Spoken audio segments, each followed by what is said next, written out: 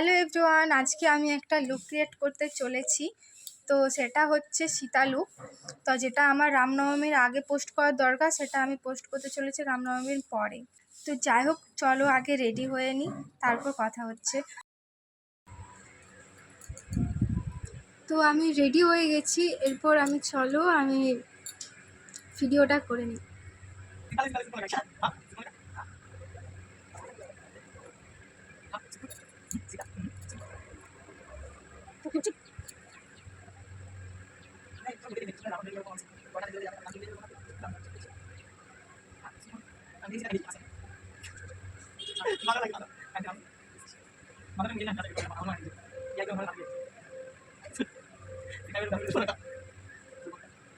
তো আমার কমপ্লিট, পরের পার্টে আমার ভিডিও আসছে।